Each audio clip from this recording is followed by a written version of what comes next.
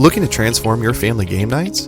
At Perfectly Picked Games, we specialize in family games that bring everyone closer. Our games aren't just fun. Kids and teens will learn how to take turns, develop basic strategy skills, and understand the thrill of winning and grace of losing. With our exclusive gift of games, you can give months of gaming excitement to your family. Choose a 3-month or 6-month gift, and we'll deliver hand-picked family games to your doorstep every month. And here's the best part. Right now, you can use the promo code GOLDENMOJO and receive 20% off your selected plan. Don't miss out on this exclusive offer. Use promo code GOLDENMOJO and save 20% today at Perfectly Picked Games. Welcome to the United States of Paranormal Podcast. Sit down and buckle up for an enlightening ride through everything cryptid, creepy, and paranormal.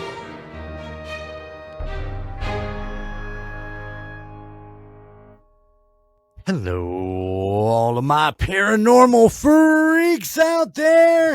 It is I, Golden J, hanging out with the rocker chick and J-Dub. And today we are joined by our special guest. I'm going to, if I mess this up, I apologize. Trisha Pollzzie? Very close. It's Pollzzie. Pollzzie. I see, but Yeah. okay. Well, welcome to the United States of Paranormal Podcast. We are extremely excited to have you on here and to hear your stories. And like I said, with our back and forth that we did, I know we just kind of touched on stuff, but man, it sounds like you have some amazing stories to tell. I do. Yes. Some very interesting stories, I should say. But first and foremost, and this may take up the first 45 minutes of our podcast today, but you were a trainer of horses, horse trainer. I don't even know exactly how to say that properly. Nope, not a trainer, just a fan of horses. I had them since I was probably in high school, so they've been with me for quite a few years, and this hobby is actually passed on now to my daughter. She's the equestrian of the family, out there doing the shows and everything, so we spend a lot of time supporting her now horse habit that she inherited from me. What discipline does she ride? She does the Western and the English, but she really has enjoyed the English a little more so than the Western. And the horse she has right now was actually bred to do the English. Nice. Mm-hmm. Yeah. I tried to get my stepdaughter into it. She was into it for like 3 years, and then she was just like, meh, I don't want to do it anymore. I was like, what? How do you not want to ride horses? Mm-hmm. Well, it might be a good thing because it is a very expensive hobby. So, Oh, yeah. I did it all through high school, 4-H, and then I showed the AQHA circuit for a while, and then people were just too snobby for me, and then I was like, I'm just going to trail ride. And now I just have 5 land hippos. Nice. You have 5? I have 5. I guess I didn't realize you had 5. Well, I have 3 big ones and 2 minis, so I guess you could say 4. 4? Yeah, because the 2 little guys make one. Okay. I mean, that's fair. While we're on the subject of horses, J-Dub did miss our last 2 episodes because of a horse emergency, but everything is fine now. We can tell our listeners that you've got all that worked out and everything's much better. Oh yeah, Avalon had an eye ulcer, and the vet came out, and I had to put ointment in her eye twice a day. And I swear, horses could find a needle in a haystack and have to get like 30 stitches. That is true. It's always something with the vet bills. Mm-hmm. All right, honey, note to self, no horses. No horses. No horses. Okay. We'll go over and pet J-Dubs. It'll be fine. They look interesting. They're fun to ride, but like, don't get addicted because it is a lifelong addiction. And it's more expensive than any other addiction I can think of. I actually find that very easy to believe, between feeding and maintaining and keeping shelter and all of that. I can imagine that the cost is astronomical. Well, I had a lady a few years ago that was like, "Oh, dance is more expensive than horseback riding showing." I was like, "Lady, do you have a $10,000 show saddle? No. Do you have a $3,000 show outfit? That's on the cheap side for show outfits." No. Okay. Shut up. I have to bite my tongue when I do hear parents talking about how expensive their kids' sports are, because I don't want to be the one-upper, but I'm always like, yeah, yep, baseball's expensive. Yep, cheerleading's expensive. Well, she was kind of snooty anyways, and I was like, okay, let's do this. Dang. Yeah, FAFO. True. So, yes, of course, obviously, besides your story, your paranormal story that you told me, when you told me that your love of horses, I'm like, oh, we got to get her together with J-Dub and they can talk horses for a little bit. I could talk. Yes, and now that I know that you've done the AQHA circuit, if you're ever in Ohio and you want to go shopping at the Quarter Horse Congress, let me know.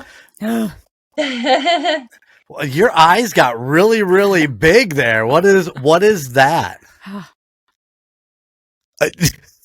Nobody tell me right away. It is like the Super Bowl of the shopping and horse shows. Like, these people that go to this Congress, it's like they pay thousands and thousands and thousands of dollars on their horses' training, their equipment, their everything.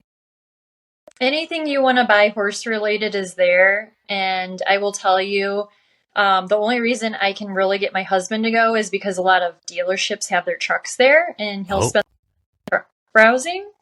So I've enticed him there with that. And actually, my daughter last year, she showed her first Congress down there. So she's thinking about doing that again this year. Yay. Very cool. That is exciting. I didn't ever do Congress because I wasn't that into it, but I have a friend that went to the Paint Horse World Show, and I went with her to that, and that was fun. Okay. And that's in what, Oklahoma? Or? Yeah, I think it was in Dallas. Texas? Okay. Yeah. Yeah, I think so. I've been to Dallas. That's all I got.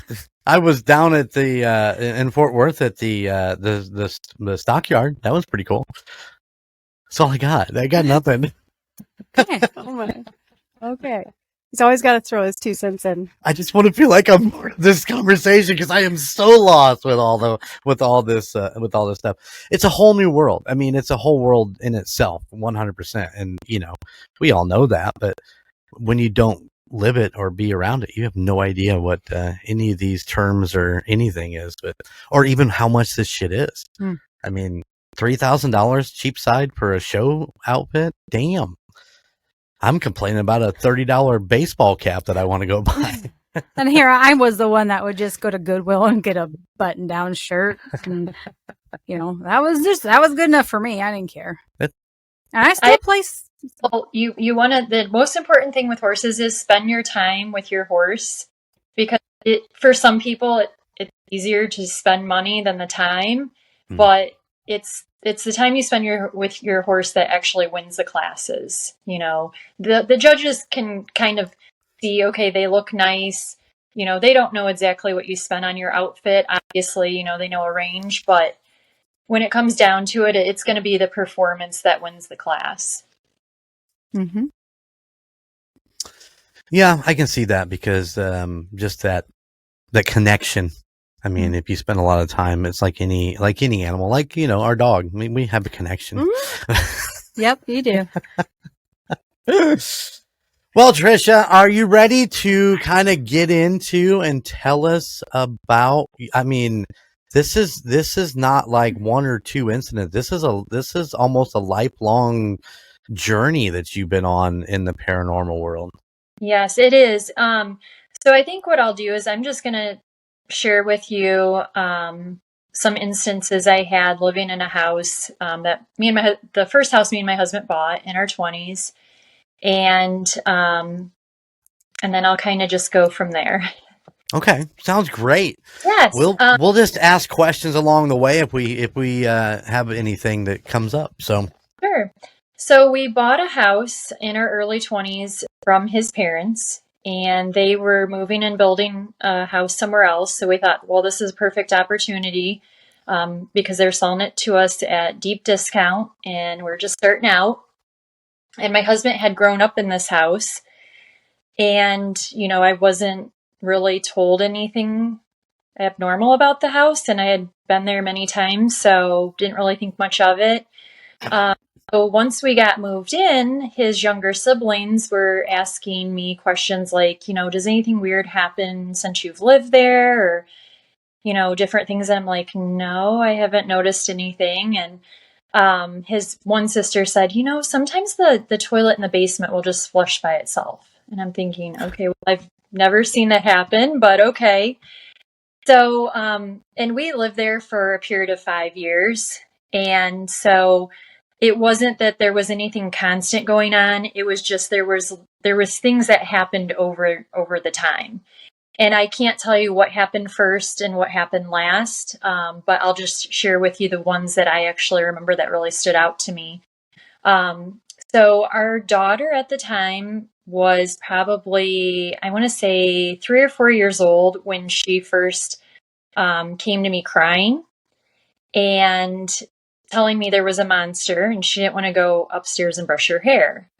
And so I'm thinking, what do you mean a monster? And she's like, it's a dark shadow with no legs. And I said, okay, well, I'm going to walk with you upstairs. It's 8 a.m. I've got to get her to her preschool so I can get to work. So I wasn't going to sit there and question her too much about it. So we go upstairs. I don't see anything. I don't hear anything.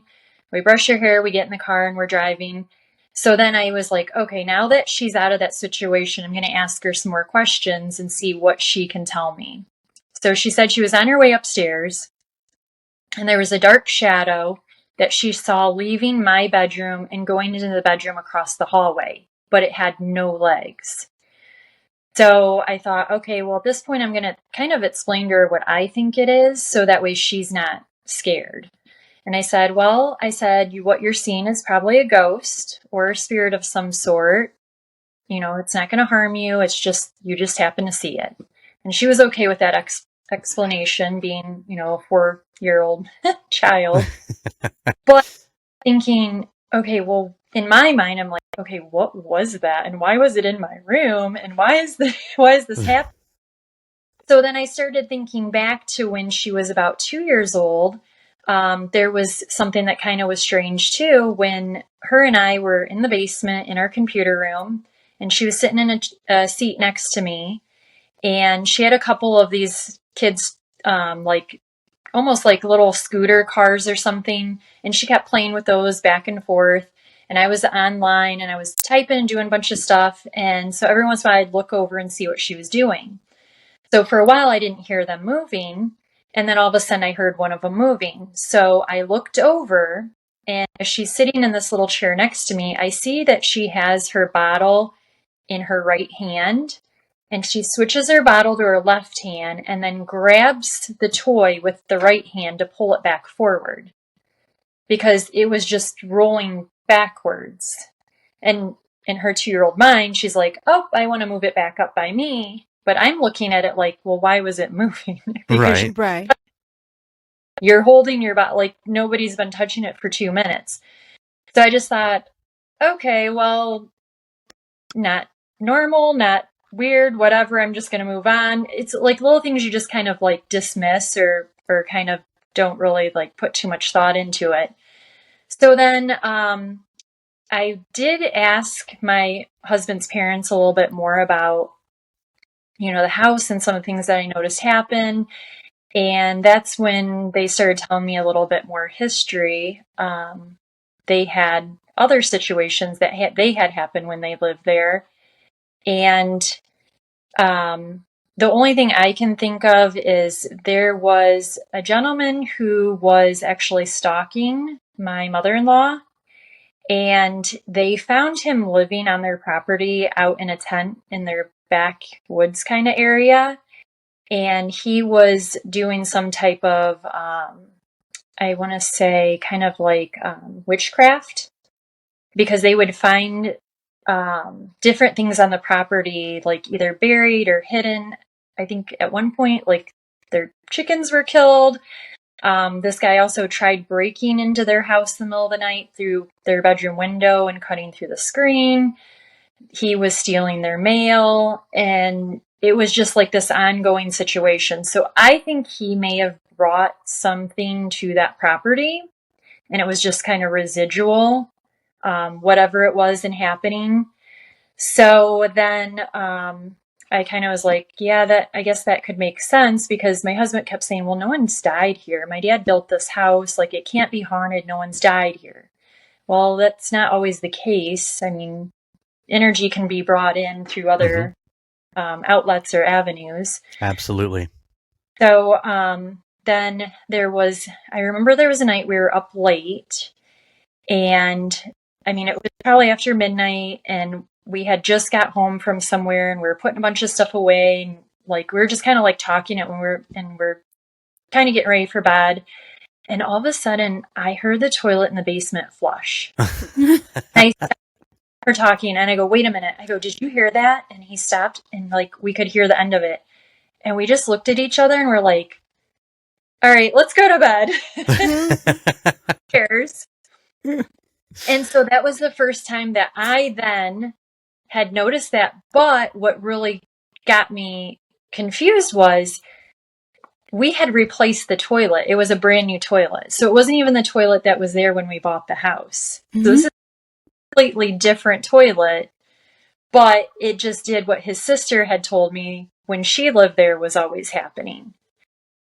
So that I want to say probably a month or two after that, I was up getting ready for work, and that spare bedroom that was across the hall from our bedroom was kind of like our spare bedroom, but it was like my overflow to my closet. So I had most of my clothes in there. So every morning I would go in there and get my clothes. And I remember I got up and the door was closed, and we never closed the door. So I went to open it and it was locked. Well, there was a little ledge there that we had a key on that would unlock the door, but the key wasn't there. So I'm like, well, this is not good. Like, I need to get in here for my clothes. And my husband was already downstairs in the living room. So I yelled down to him and I said, hey, this door is locked. Do you have the key? And he's like, yeah. And then I saw him leave from the living room to go to the basement. And as he passed by the foot of the stairs, because I was at the top upstairs, when I saw him passing by the corner of my eye at the same exact time, this door just sucked open, probably like a foot and a half. Mm-hmm. And I just go, never mind, it's open now. He's like, oh, okay. And he probably just assumed like I got it open, but I wasn't touching the door. I was just standing there waiting for him to bring me a key. So once the door opened, I grabbed the handle and I turned to see if it was unlocked. Well, it was still locked. Unlocked it while it was open, pushed it open, got my clothes, got ready for work, and I was like, okay, we're going to just, again, pretend like this didn't happen. And on with the day. So at that point, I was like, okay, the other things I noticed was there was a touch lamp in that room. And almost every day I would come home, this touch lamp would be on. So I'm like, okay, there's definitely, I don't know if it's a negative energy, a good energy. I don't feel that it's negative, but I'm going to just write it a message, see if it'll write back. So I wrote on a piece of paper, like, who are you? A couple things, and I left it in there. I never got a response. And I was like, okay, well, maybe I don't want a response. You know, I just want to just pretend like I don't see this. And the other thing that's standing out to me during that time was one of the times I got out of the shower and I went into our bedroom. There was obviously the bedroom light I could have turned on, but I was like, well, I'm going straight to the closet. I'll just turn on the light in the closet, pick out my clothes. So I went in the closet, turned on the light, picked out my clothes, turned off the light, turned around, and we had a waterbed at that time, and we had drained the waterbed, and we were actually sleeping in that spare bedroom. So we hadn't even slept in this bedroom for probably a couple weeks because we had some remodeling stuff going on. And when I turned around, the touch lamp that was at the headboard of this waterbed, because I don't know if you guys remember, like the old waterbeds had the big wooden headboards and the little cutouts and stuff. I miss that so much. I miss my waterbed so much, and that big headboard with all Yeah. So I remember turning around and the touch lamp was on, which wasn't on when I walked in there, nor did I turn it on because you would have to lean like halfway over this huge, it was like a California king size waterbed. And I'm like, okay, I don't know how that's on, so I'm going to lean over there and turn that light off also. So that was one of the times I mentioned to my husband that happened, and he's like, well, it was probably static electricity. I'm like, okay, well, I'm soaking wet. I don't think there's electricity to turn it on. But I do want to say, like, with all of those things happening, I think part of the reason I did stay so, like, calm with all those situations is just, like, kind of going back to some of the things I had happen growing up. And I had already went through this whole, like, research, discovery, investigation before all of that. So I think my brain was already like, okay, this is normal. These things happen. I can't explain them, but they happen. So kind of, I want to flip back to some of the things that I had happen when I was younger. I just remember like some of my early memories being always feeling like there was someone around, even though no one was around, or just feeling like someone was watching me. And because I grew up in church, I always told myself, oh, well, it's God. He's watching me. You know, he's with me. That's what I'm noticing or sensing. And it wasn't until I was actually 14 years old that I actually saw something that I couldn't explain. And I know for a fact to this day, I would have never even remembered this happened had it not been. My sister actually was able to confirm what I saw because she saw the same thing at the same time. Oh, wow. So I remember waking up in the middle of the night and I just happened to open my eyes and look at the top of the stairs and I saw someone coming up the stairs, but I couldn't really quite tell who it was because it was completely a blacked out figure. And I thought, well, it's probably mom or dad. And I just shut my eyes and went back to sleep and completely forgot about it when I woke up in the morning. So halfway through that next day, my sister says to me, she's like, hey, were you up last night? And I was like, nope, I wasn't up. She's like, oh, okay. She goes, well, I woke up last night and from the way her room faced, it faced down the hall and then she could see like my bedroom door. She's like, well, I saw someone come upstairs and go to your room, so I thought it was you. And then it hit me. Well, I also woke up last night and I saw someone coming up the stairs, and before they got to the hallway, I just shut my eyes. Right. So she had woke up at the same time, which how ironic is that, and then saw this black shadow walking to my room. So neither one of us could really determine what it was, but from that day forward, every night I shut my bedroom door. I did not leave my bedroom door open because I thought, I don't know what's out there and I don't want to know. So I'm just going to keep my door closed because maybe that will keep it away. I don't know. It sounds logical to me. Absolutely. Yeah. That's what I did.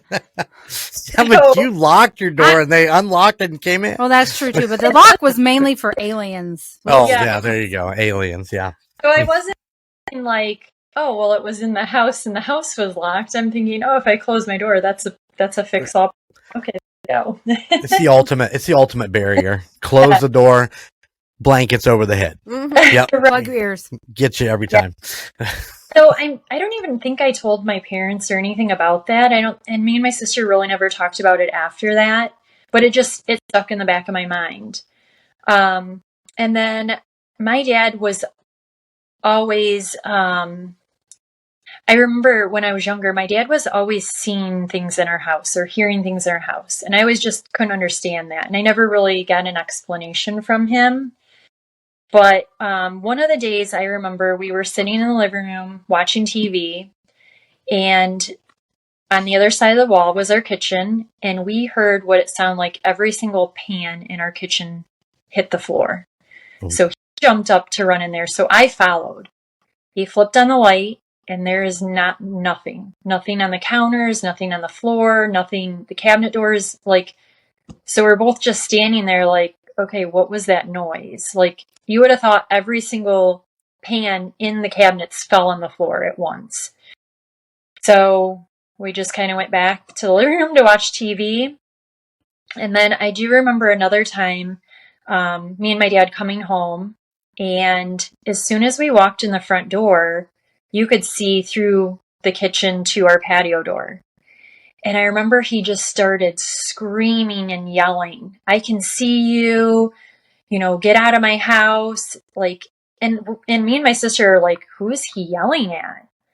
And whoever he was yelling at, he claimed was behind the blinds on the patio door. And like, we never saw anyone. We never really asked him like what that was about. And then another time I remember him yelling at someone in our basement bathroom. He was yelling, and he had a towel, and he was like whipping it at someone, like trying to hit, and like just like being very vocally like yelling and trying to like tell someone to leave, and we're still not seeing who he's yelling at.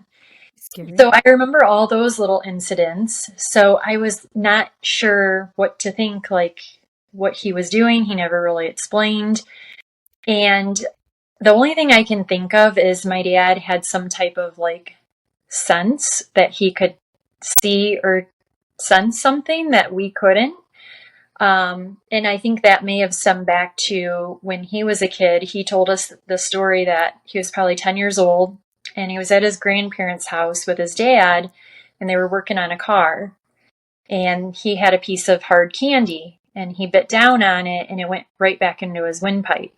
Oh. And he said he was sitting there for a minute, and he couldn't breathe, and he didn't know how to tell his dad he couldn't breathe, so he just like kind of went up to his dad and like was putting his hand over his throat. And his dad said, "You can't breathe, can you?" And he just shook his head no. And he said it was getting to the point where his eyes started watering up because he actually thought he was going to die. And he said in that split moment when he thought he was going to die as a 10-year-old, he thought back home.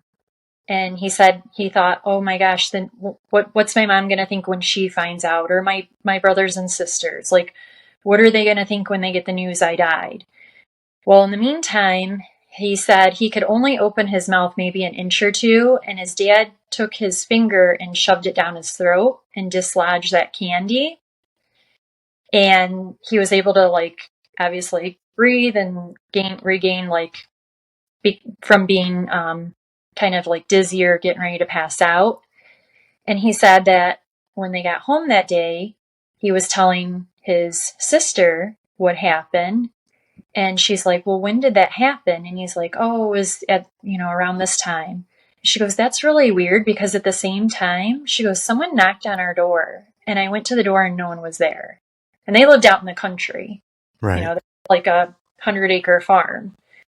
And he always thought that, my dad told the story as he always thought that was his spirit going back home when he thought back home. Right. And he also said that during that time,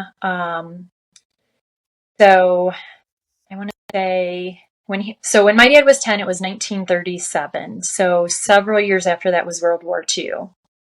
And World War II, they had in their small local town, a family member, or one of the ladies in their church, his son went off to World War II.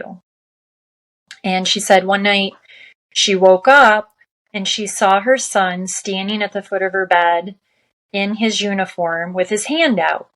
And when she sat up, he disappeared. Right. The next day, she got the news that he was killed in war.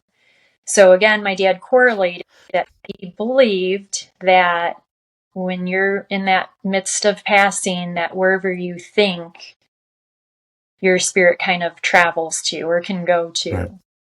So with my dad having that belief and then seeing those things that happen and have seen my own apparition per se, that's when I got to a point where I started investigating on my own. Anything I could get my hands on or learn outside of church, because there's only so much they really can share with you and teach with you there. And, the internet wasn't really a thing. Google wasn't a thing. So, you didn't have a lot of resources. And I think it was kind of taboo to even have those conversations with people or bring it up, because you didn't know what other people would think if you said, hey, I had this happen, or any of those situations. So I know that another kind of like significant moment was when my dad ended up with cancer. And this was when I was probably like 19, 20 years old. When he got to like very end stage, probably within a month or two of passing, he was so sick he could barely walk outside. But there was a day that he happened to be watching outside when my sister left for school. And he was convinced he saw someone in a black hood in the back of her car, sitting in the back of her car. And he thought that somebody snuck into my sister's car and was going to kidnap her or whatever. And he was so sick, he got himself outside into his truck and drove up to the school to make sure she made it to school. And when he saw her there, he was like, okay, we're good. We only live like a mile from the school. So when she got home, he told her, he's like, who was in the back of your car? And she's like, no one. He's like, there was. Who was in the back of your car? They had a black hood on. Who was it? She's like, Dad, there was nobody in the back of my car. And it scared her, because she's like, he was so convinced somebody was in the back of my car. But I think because he was so close to death, that he was seeing more than sometimes what we can see. At this, absolutely. There's a lot of people that work in hospice that will share those same stories from their patients that are at that end of life stage that may be passing. Right. And then after my dad passed, you get into this really kind of like very sad mourning.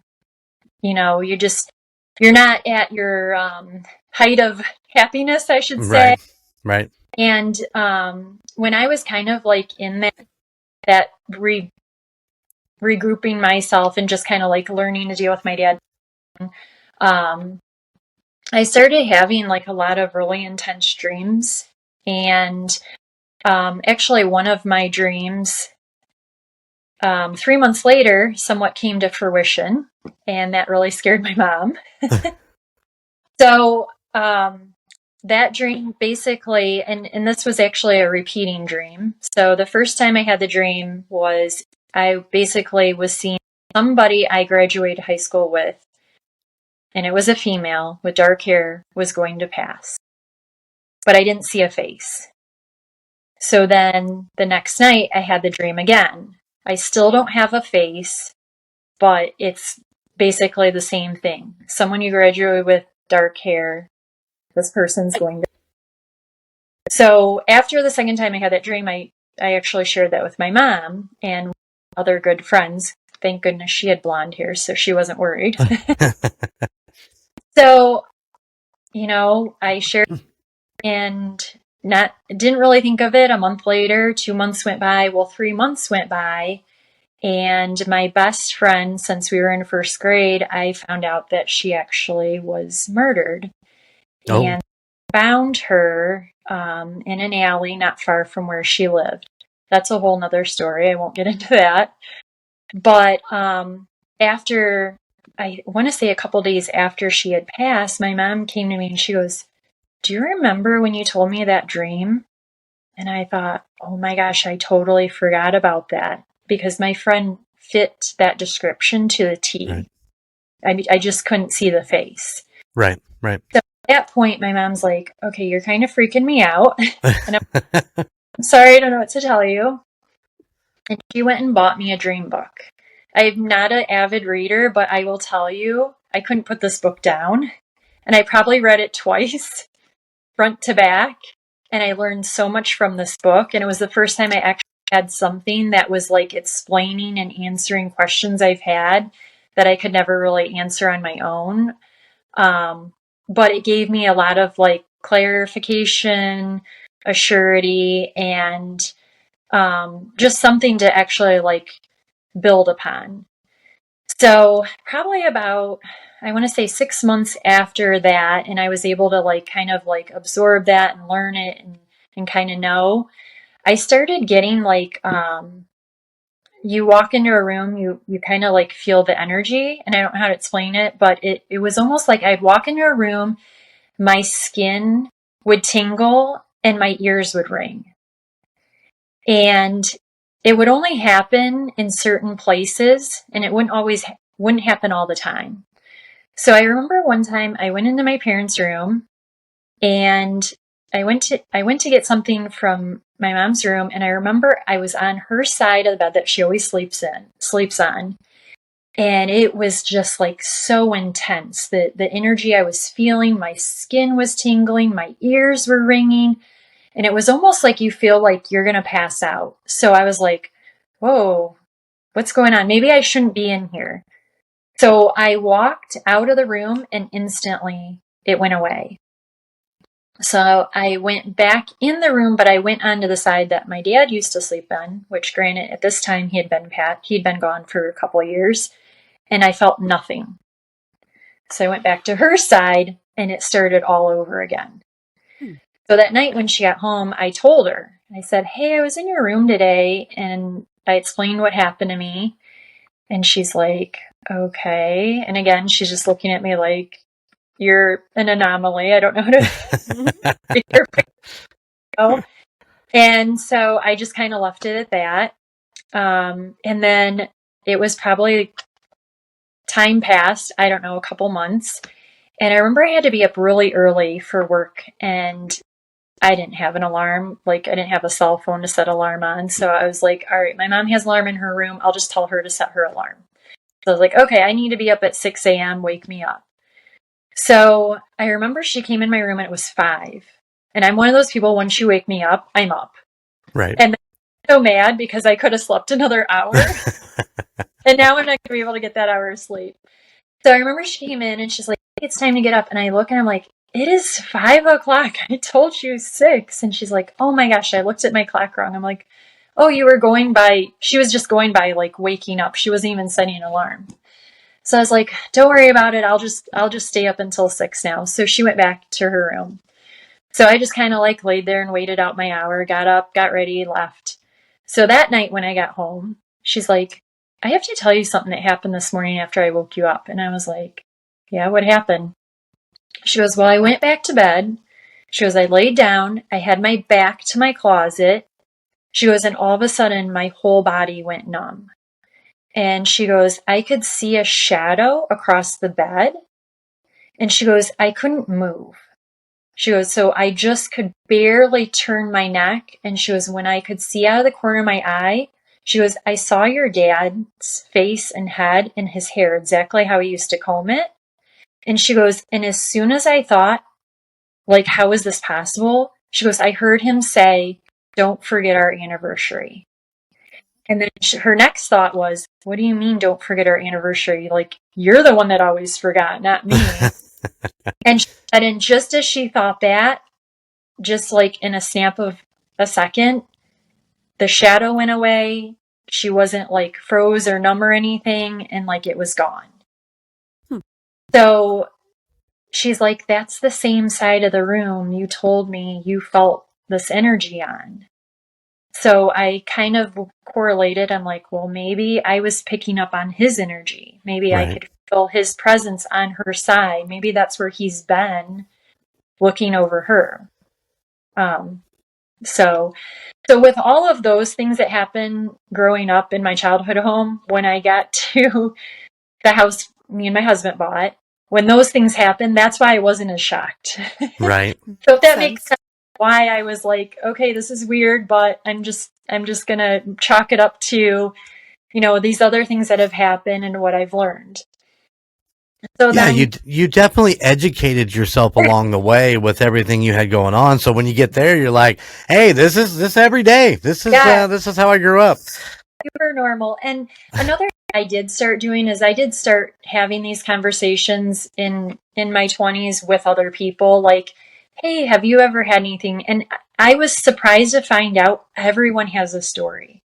Hmm. Everyone has something that has happened, and it could be the littlest thing, but it's like it was more validation, more confirmation to me that this does happen. And, maybe at that point people didn't talk about it, but I really latched on to, I want to say around 2006, 2007, there were a lot more TV shows that were coming out that were, showing the paranormal side. And I learned so much from the different shows that I was able to watch. And to this day, obviously, I'm still any information I can get or anyone I can talk to, gain that knowledge.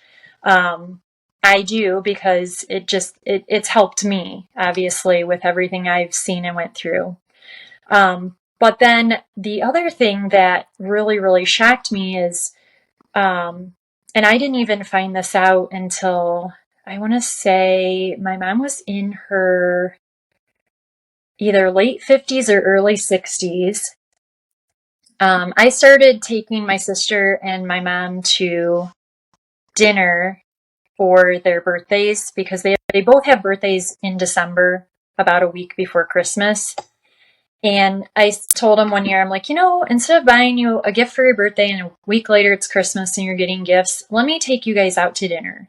I'm going to surprise you. Just get dressed up. I'm going to pick you up. We're going to go somewhere that you've probably never been. And I would just pick a location. So our third year doing this tradition, I remember halfway through dinner, my mom said, "Hey, I was watching this TV show and they had an episode about Mothman." And I'm like, "Oh yeah, I've already seen that. I watch all those shows. Like, yeah, I've totally seen that." And when I watched this show originally, it was probably like a year earlier, I never thought to say anything or ask my mom about it. But knowing the Mothman is this legendary creature that looks like a moth and a man, it was all in West Virginia. Well, my mom's family lived in West Virginia until she was about 7 years old. And then they moved to Northern Ohio. So I never thought to be like, "Hey, did you ever hear?" Because I thought, well, she was too young to hear of or know anything about that. So she's like, "Yeah, I was watching the show." And of course, I'm like, "Yep, I've already watched it. Yeah, I know all about it." And she's like, "Well," she goes, "it looked a lot like what I saw when I was a kid." And I literally dropped work and was looking at her like, "Wait a minute. You saw, and you've never told me this story?" She goes, "Yeah, there was 6 or 7 times." And then she started recounting each time and where she was at and what happened when she saw. And she said the only difference is what she saw did not have wings. Right. But it had the bright, glowing red eyes, and the figure and the height and everything. And she did try telling her mom. Her mom didn't believe her. None of her siblings saw this. It was just her. But she said it would come into their house at night. And the one time it sat on the foot of her bed, and she just hid under the covers until, I guess, she went to sleep. She said another time she saw it looking in her window. And she said the last time that I remember her saying she saw it was she was sleeping in the family's living room. And that night her mom had locked the door, because typically I guess nobody locked their doors at that point in time. But that night her mom had locked the door. And she said she saw it walking on the porch and she heard the doorknob turning. And it couldn't get in, so it left. So I don't know how many times this came into their house at night, but I know she had told me she had counted like 6 or 7 times. So I want to say probably a couple of years after she told me that, because I was still so in shock, like she waited this long to even tell me, I was watching another docu-series and they did another episode completely different group that did an episode and interviewed people about the Mothman. And one of the ladies they interviewed, and right now I honestly don't remember what her name was, but they had her name on there, and I thought, well, I wonder if she's on Facebook. I want to, check and see if, she's out still around. And I found her, and I sent her a message, and I told her, hey, my mom, had shared with me, and she said, well, I would love to talk to your mom. I want to hear about, where she was at, where she was living when all this happened. And she told me she was part of a paranormal group that met, I think, once a month somewhere in West Virginia, and they still get together and they still have meetings and everything. So I passed her number on to my mom, and I'm like, Mom, you need to call this lady. You need to tell them what you saw, because me saying secondhand isn't as accurate, and I'm really bad at repeating stuff. Right. And my mom never called. So hoping she'll share her story, because at this point, I'm not going to know enough of what she had told me to repeat it. So I might have to record her one day and just get her whole. There you go. But at this point, no, she hasn't made the effort to call or anything. I think she just moved on and I don't know, think about it. I don't know. It sounds like, it actually sounds like she moved on. I mean, she's like, oh, I'm going to share it here. But I mean, if she haven't talked about it in all that amount of time prior to, especially with all of your, what's the word I'm looking for? I'm really bad with words. Experiences. Yeah. Experiences. Thank you. With all your experiences prior to, you would thought that would have came up at some point. Mm-hmm. But hey, I mean, I agree with you. As the ghost shows came out, with Taps turning into ghost hunters and ghost adventures, and then all of the other ones that have spawned off, since those early days, people are now more confident and more, able to talk about some of the things they saw.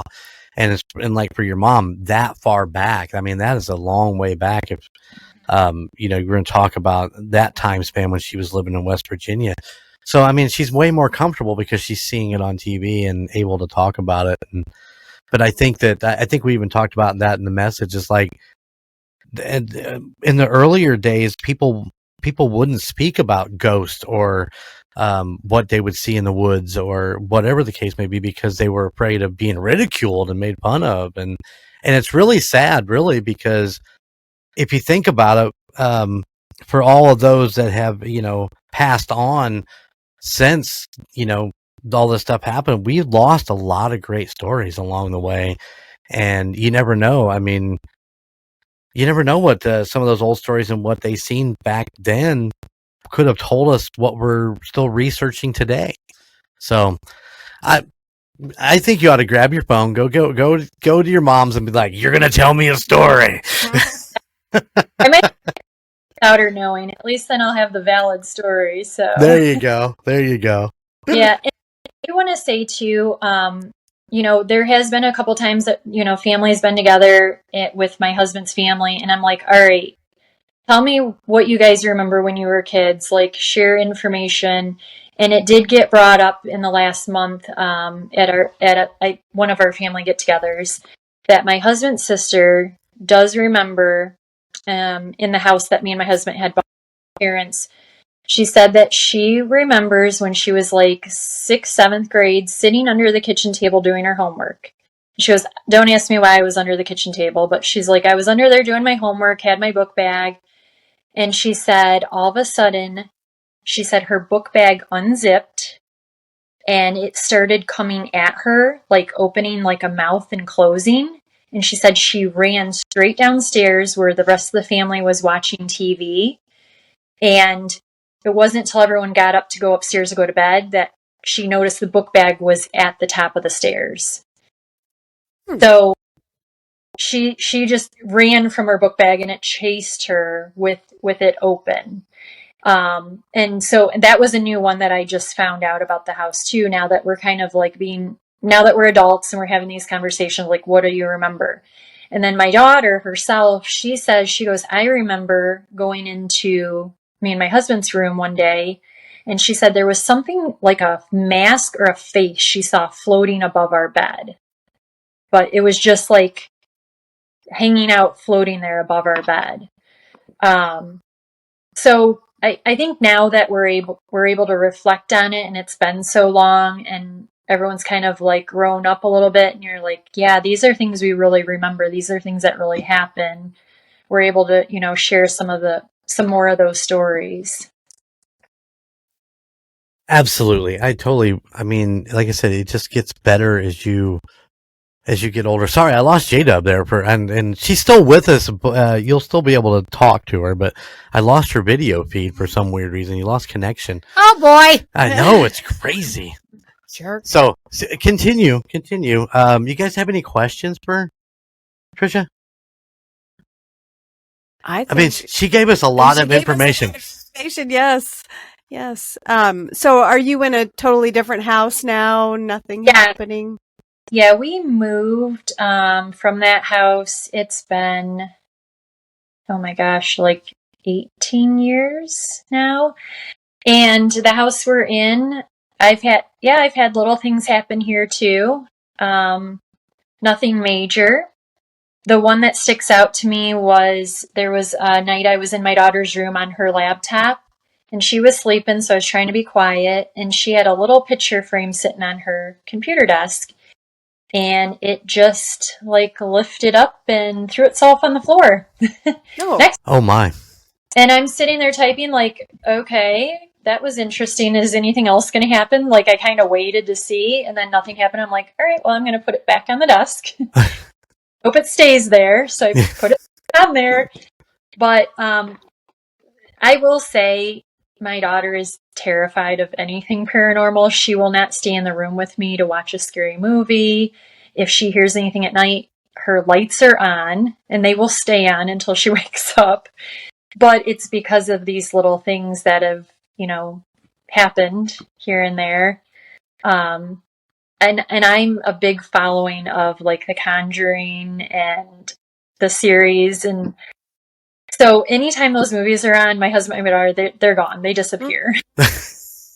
I wonder what that's like. That's the way Jeremy is too. So. Like, what am I going to learn in this movie? And a lot of times I won't watch scary movies if they're too fake. If it's something that can't happen, this is just a gory horror movie, like I'm not interested. You've got to bring me a real story, a real situation that can actually be like, from everything I've learned, can be real. Then I'm interested and I want to watch it. Right. Now, did you read? Like I said, you're educating yourself on this when you like The Conjuring. Did you read the books that the daughters, the oldest daughter? Yeah, the oldest daughter put out? No, I didn't. They're very good. Have you read it yet? J-Dub's supposed to be reading it so we can actually. We did an episode of The Conjuring House, right? Mm-hmm. You did that, but the Rocker Chick actually ordered her the first and second book. She read the first one and handed it off to J-Dub, and they were going to do like a collab and talk about these books, because what you're seeing actually in it doesn't really get into the detail that the one daughter actually gets into, the oldest daughter actually gets into. It's absolutely astounding, all of the things that that actually go on in that house that wasn't caught in the movie or caught in any of the documentaries or any of the ghost hunts, really. I don't even know that they really touched on a lot of that stuff. So I mean, if you're loving that section of the paranormal, I recommend the books, and I'd be damned if I can remember her name or the name of the book. Any help? No. Yeah, you ain't helping. Sorry.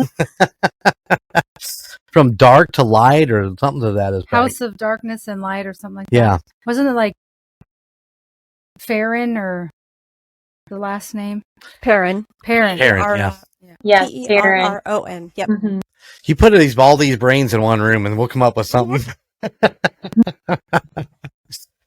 Oh, wow. So you guys did talk about the house. You're no longer living in that house, right? Did you? Correct. Right. Okay. Sorry, I got sidetracked with technical difficulties. I apologize.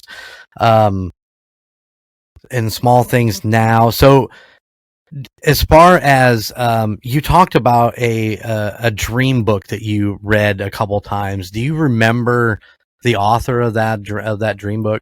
No, and I know it's tucked away somewhere in my attic through the moves, but I don't remember the author or even the name of it. I don't even know where my mom found it, but I do want to go through my attic and find it again and like read it now. Right.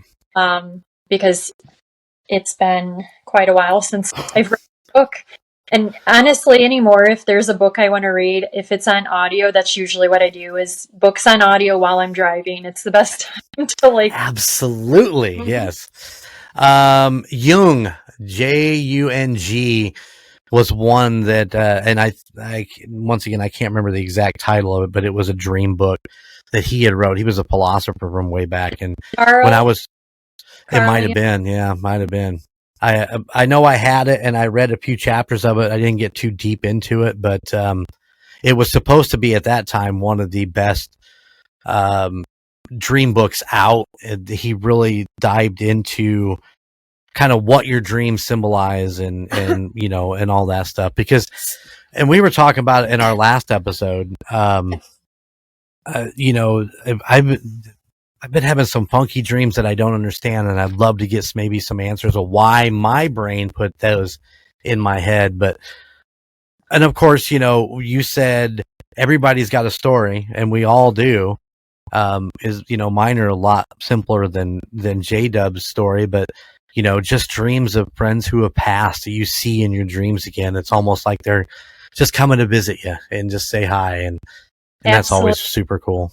So yeah, I've had people that have told me like, oh, I've had a weird dream, this or that. And I had one lady I worked with, she told me she had a dream where she was floating above her body, watching herself sleep. And I told her, I go, that's not a dream. You were having an OBE, an out of body experience. And she's like, well, what is that? And I'm like, how do you explain that to someone? But she just kind of looked at me really weird. And I'm like, yeah, you actually, you know, you can see outside of your body if you are awake through your spirit. And so, you know, there are times that people think that it's a dream, but it's not. It's your spirit is actually visiting other places while you're sleeping. Right. Astral projection. Yes. Yeah. Yeah. Mm-hmm. I did an episode on that. Mm-hmm. I was trying to think of the word. All I could think about was just, have I ever happened that's never happened to me, but I know that we've had a guest, Larissa actually talked about being able to do it. Didn't she? If I remember correctly. My husband used to do it when he was little. Yeah. All the time. Yeah, because you can set your mind up to be able to do it and to go places and to see places that, you know, normally you wouldn't be able to get to on a just a normal day. But I don't know. I think it's brilliant. I love it, and I love that that is an option. You know, that we can talk about these things now and still feel comfortable discussing them, even though they sound weird. You know, the out of bodies or the projections or just fucking Bigfoot is just weird. You know, to talk about that. I love it that we're more open and people are so interested in it now. It makes it so much easier to talk about. It's just cool. Yeah. I will tell you right now, one of my favorite YouTube shows to watch is the Y-Files. They cover so many different topics that go from Bigfoot to aliens to conspiracy theories. So if you guys get a chance to check that out, that's a really good show. And it's nice because it'll give you a lot of information, but at the end they'll give you, okay, what is fact and what is not, you know, was these myths, you know, so you're getting like both sides of it. It's not just very biased to one side or the other. Nice. I like that channel, but I can't stand the dang goldfish. Oh yes. That's it. I do know that one. I do know that channel because he talks like this. I amuse myself. Sorry. Yes, I do know that channel. That's it's pretty great. He's got a lot of facts, and I mean, he really goes through the whole thing, and he does a really good job. All right. Well, Trisha, thank you for coming on the United States Paranormal Podcast and telling us your story. And it's great to meet you. And I hope that we can keep in touch and, just keep talking and letting us know how things are going. And I'm going to send J-Dub to Ohio to, what is it, the controversy? The controversy. Are you going to send me with some money? I have got probably $14 in my That pocket. will It's not all cut it. yours. That will not cut. I'm taking your whole paycheck. That still won't get you very far.